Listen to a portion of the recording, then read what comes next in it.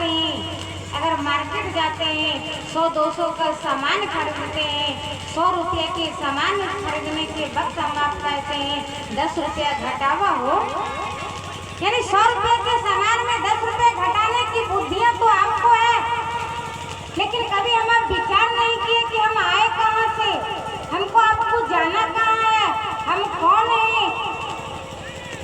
कहा गया अध्यात्म का अर्थ ही होता है खुद को जानना, खुद को समझना कि हम कौन हैं, कहाँ से आए हैं और जाना कहाँ है।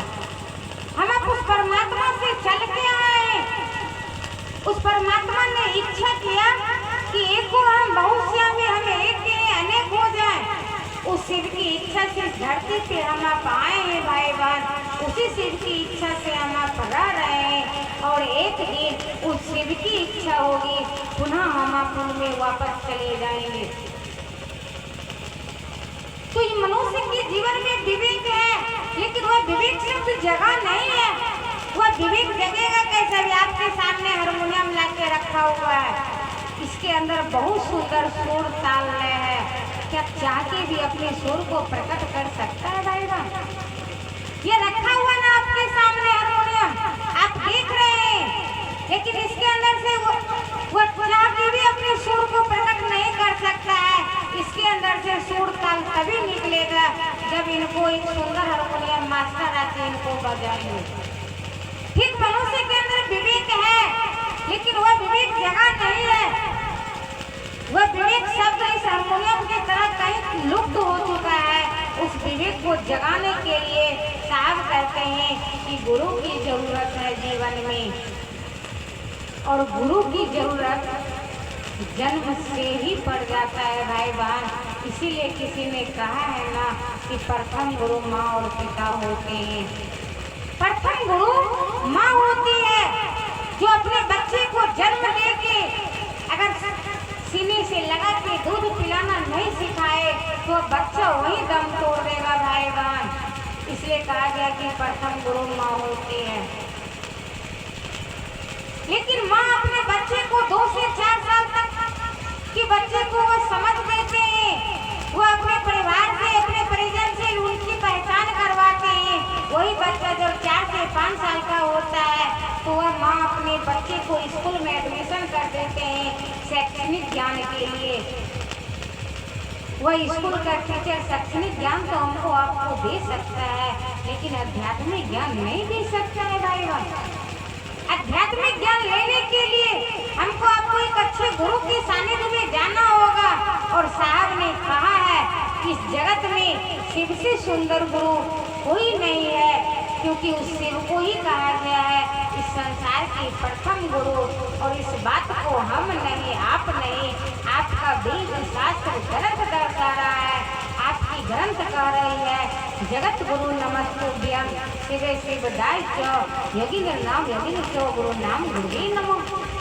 कि हे शिव, आप जगत के गुरु हैं। आपका शास्त्र कह रहा है वंदे बोधमयं नित्यं गुरु शंकर रूपी नाम, यानी गुरु हो तो शंकर के समान।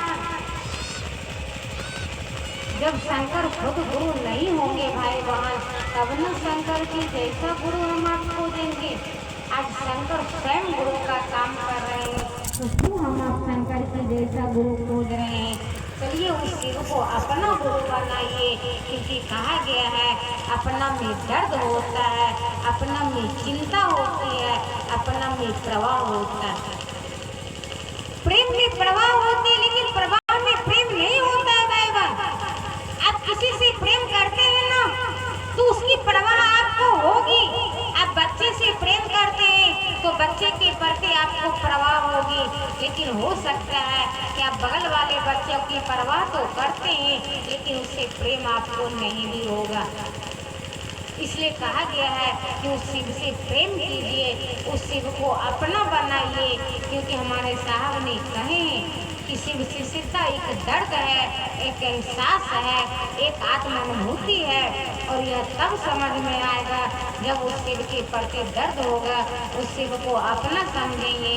और अपना समझ के साहब ने जो हमको आपको कहा है 3 सूत्र करने के लिए, भैया बोले ना कि कैसे 3 सूत्र करेंगे।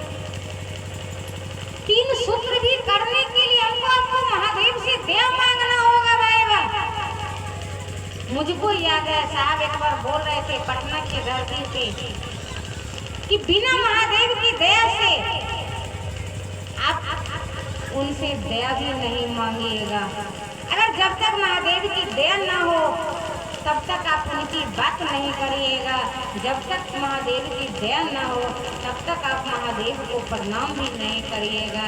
सारा खेला महादेव की दया का है और महादेव की दया को तब रिसीव कर पाएंगे जब साहब ने बोले थे कि गुरु की दया मांगने से नहीं, गुरु आदेशित कर्म करने भर से मिलता है।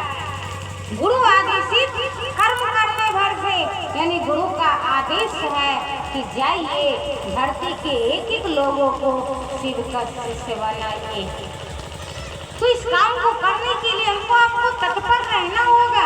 हम आप कहते हैं पीछे साहब दीदी की तस्वीर लगी हुई है, हम आप कहते हैं वो साहब दीदी माँ मुझको याद है क्यों साहब दीदी माँ बेगूसराय जिला के बलिया में ट्रैक्टरों की सवारियां करके आते थे, पेपर बिछा के बैठ के लोगों को महादेव से जोड़ने का काम किए थे, लोगों के दिलों में शिव को स्थापित किए थे।